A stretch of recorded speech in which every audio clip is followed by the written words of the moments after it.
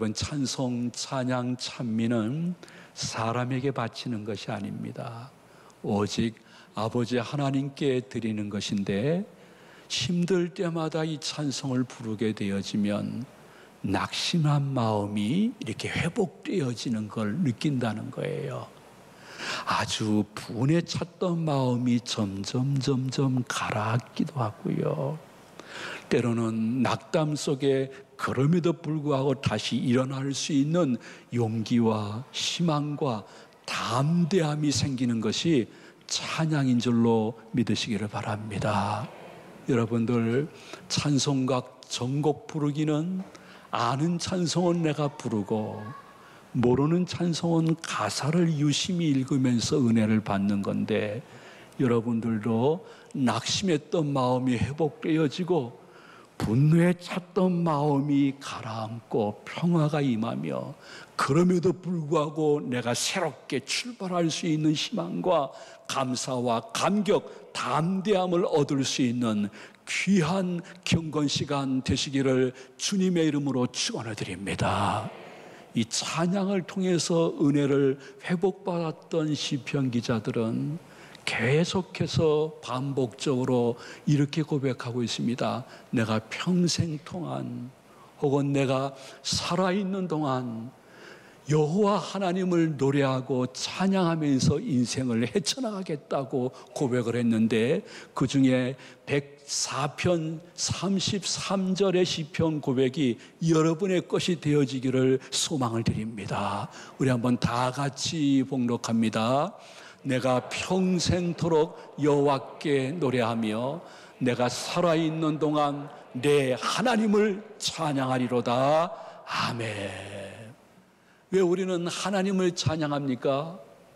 그분께 영광을 돌리며 노래하고 찬미합니까? 이유가 무엇입니까? 하나님은 나를 창조하신 창조주이기 때문인 것입니다. 하나님은 나의 삶에 수많은 사람들 가운데, 심지어 인천의 수많은 사람 가운데 택하여 나를 자녀로 삼으신 나의 아버지이기 때문인 것입니다. 하나님은 나의 영육을 그 후로 지금까지 이만큼 피할게 해주시며 지켜주신 분이기 때문에 그분은 찬양받아 마땅한 분이신 것입니다.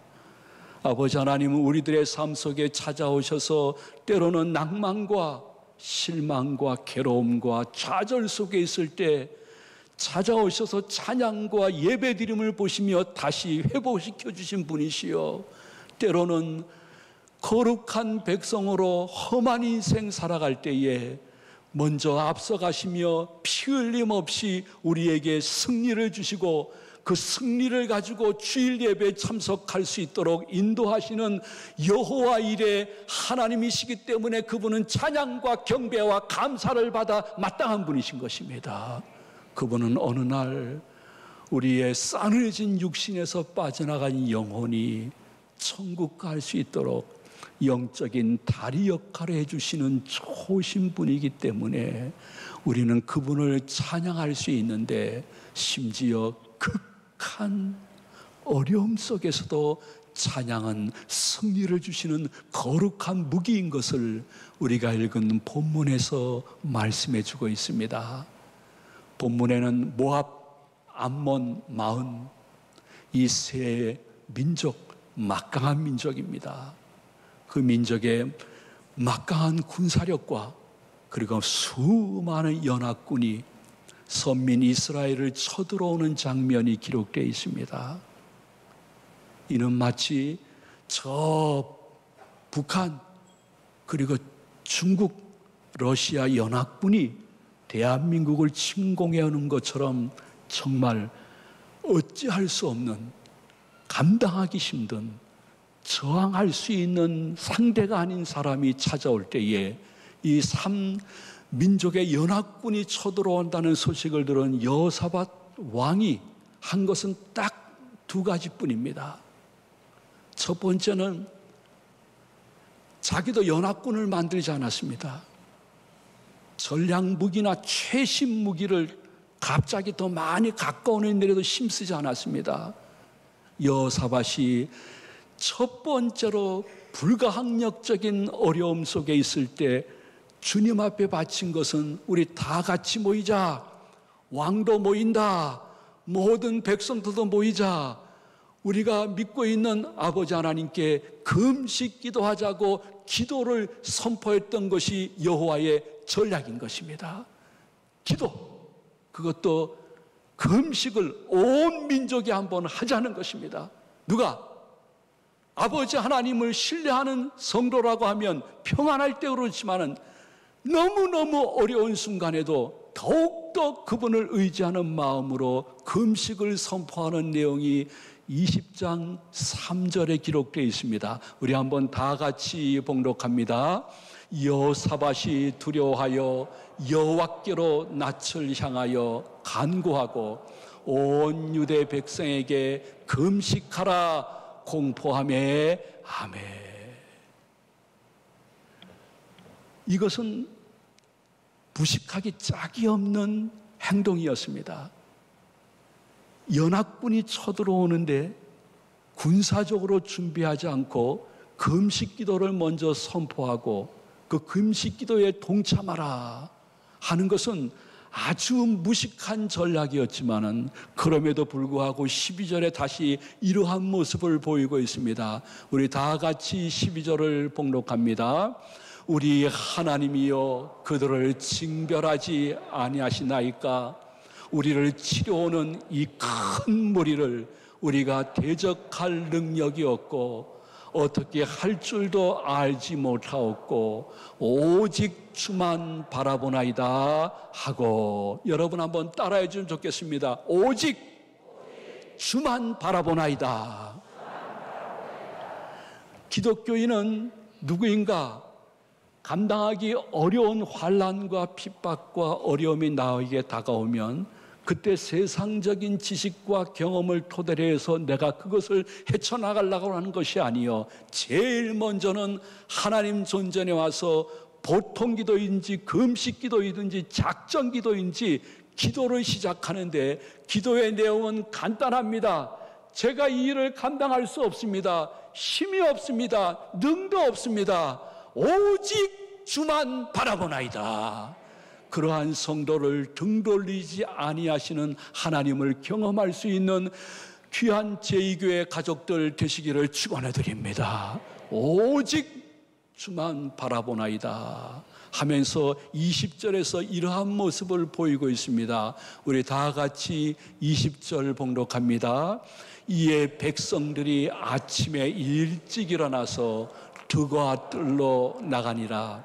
나갈 때에 여호사밧이 서서 이르되 유다와 예루살렘 주민들아 내 말을 들을지어다. 너희는 너희 하나님을 신뢰하라. 그리하면 견고히 서리라. 그의 선지자들을 신뢰하라.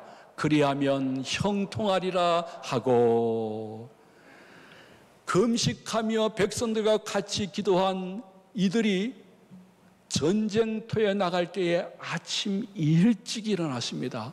확신이 있는 것입니다. 막강한 무기를 가지고 그들이 나간 것이 아닙니다. 그리고 높은 산이나 깊은 골짜기 혹은 성벽 뒤에 가서 그들이 전략을 세운 것이 아닙니다. 오직 한 가지, 드고와 들녘으로 나갔습니다. 그 당시는 고대이기 때문에 전쟁에서의 승리는 병력이 많고 적으냐, 무기가 좋고 나쁘냐, 거기에 달려 있습니다. 그리고 이기기 위해서는 당연히 성벽으로 올라가 성문을 닫고 위에서 아래로 쳐다보면서 전쟁을 해야 조금이라도 승리할 수 있는 시대인 것입니다. 성벽이 없으면 높은 골짜기, 그리고 깊은 골짜기나 높은 절벽 근처에 숨어 있다가 적군이 몰려올 때에 게릴라전처럼 어느 순간에 덮쳐버리는 그러한 전법을 사용해야 당연한 것인데, 드고와 들녘으로 나갔다는 것입니다. 들녘은 적군이 눈앞에 보이는 것입니다. 상계 나라 연합군이 보이는 곳에 들녘으로 나갔습니다. 자폭입니다. 이건 자살입니다.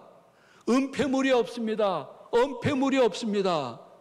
왜 이렇게 백전백패할 모습으로 나갑니까? 이유는 단 한 가지입니다.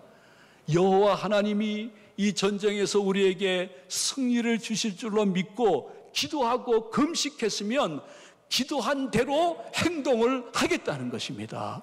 기도한 후에 자신의 지략과 전략, 경험을 토대해서 인생을 살겠다는 것이 아닙니다. 하나님이 만군의 여호와 하나님인 것을 믿고 기도했다고 하면 믿음으로 우리는 들력으로 나가서 하나님이 역사하는 것을 보자는 것입니다. 목숨을 걸고 개인적이든 가정적이든 국가적인 목숨을 걸고 기도했으면 하나님이 하나님 되시는 것을 보기 위해서 아무 은폐물이 없는 득오와 들력으로 나가는 이스라엘 백성들의 모습이 여러분의 모습이 되기를 하나님은 원하고 있는 것입니다. 아버지 하나님께 이러한 모습을 믿음으로 보이게 되어지니 아버지 하나님도 많이 감동이 되었을 것입니다. 여러분, 하나님도 감동을 받으십니다. 어떠한 분들에게 인생 살아나가면서 자기가 기도한 대로 하나님만 의지하는 행동을 보이는 사람들을 보며 감동하고 감동받은 것을 은혜로 여러분들에게 갚아주시는 좋으신 하나님을 만나는 우리 저희 가족들과 시청자님들 되시기를 축원해 드립니다. 이들이 제일 먼저 전략을 피운 것은 득오와 들력으로 나가는 것이었습니다. 두 번째는 그 들력으로 나갈 때 맨 앞에 무기가 전혀 없는 찬양대원들을 예복을 입히고 앞장 세운 것입니다. 임전무태의 정예부대가 아니었습니다. 여러분, 한번 17절 상반절을 우리 다 같이 한번 봉독하도록 합니다. 이 전쟁에는 너희가 싸울 것이 없나니 대열을 이루고 서서 너희와 함께한 여호와가 구원하는 것을 보라. 아멘. 이 전쟁에서는 너희가 싸울 것이 없다는 것입니다. 나 여호와 하나님이 어떻게 하는 건가를 보라는 것입니다. 여기서 아버지 하나님은 기도하고 하나님을 의지하기 위하여 철저한 모습을 보이기 위한 득오와 들려고 하는 백성들에게 하나님이 말씀하십니다. 나가서 연합군과 싸워라! 이렇게 말씀하지 않았습니다. 내가 너희를 구원하는 것을 보라! 싸우라가 아니라 보라인 것입니다. 아버지 하나님 그렇게 말씀해 주시면서 21절에 그 말씀에 응답하는 이스라엘 백성들의 찬양 단원들을 보게 되어집니다. 우리 다 같이 21절을 봉독합니다. 백성과 더불어 의논하고 노래하는 자들을 택하여 거룩한 예복을 입히고 군대 앞에서 행진하며 여호와를 찬송하여 이르기를 여호와께 감사하세 그의 인자하심이 영원하도다 하게 하였더니 아멘. 무기가 없는 찬양대원을 예복을 입히고 앞장 세워서 오직 한 것은 여호와 하나님을 찬양한 것입니다. 하나님의 위대하심과 전능하심을 찬양하는 찬양대를 제일 군대의 맨 앞에 세워서 전진하는 모습을 여러분들이 보고 있습니다. 저는 작년과 달리 올해 코로나19가 시작되어지면서 지금까지 우리 교회 교인들이 이러한 모습을 보이는 것을 보며 진심으로 감사도 하고 감동을 합니다. 사람들이 코로나19로 인해서 모이는 곳을 싫어하고 가기 또 원치 아니합니다. 주위에 많은 사람들이 주일날 주예전에 오는 것에 대해서 부정적으로 이야기를 합니다. 여기에는 사단의 역사도 있고 귀신의 역사도 있고 코로나19로 말미암아 방역이라는 이름 앞에 교회에 모이는 것을 방해하는 세력들이 유무형으로 많았습니다. 직장 상사의 명령도 있었습니다. 그럼에도 불구하고 우리 성도님들은 성벽 위에 올라가지 않았습니다. 우리 성도님들은 높은 산이나 깊은 골짜기에 숨지 않았습니다. 마치 비무장으로 득오와 들녘 앞에 홀로 서 있는 이스라엘 백성처럼 무조건 나는 주님 앞에 예배를 드린다. 주일날만큼은 주의 전에 주님을 위하여 내 자신을 희생한다 하면서 득과 들녘에 서 있는 비무장 찬양대원처럼 마스크를 쓰고 찬양을 하고, 마스크를 쓰고 경배를 올리고, 마스크를 쓰고 감사하고, 마스크를 쓰고 설교를 들을 때에 보혜사 성령님이 작년보다 여러분들을 더 기적적으로 인도하시는 증표를 지금도 보고 있는데 여러분 자신들도 느끼고 있는 줄로 믿으시기를 바랍니다.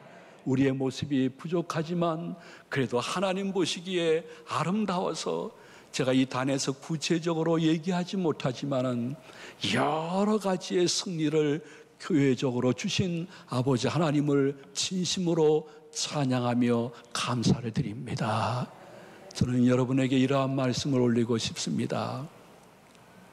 찬양은 우리가 하나님께 드리지만은 찬양을 받으신 하나님은 여러분들에게 은혜와 회복을 주시는 좋으신 하나님이신 것입니다.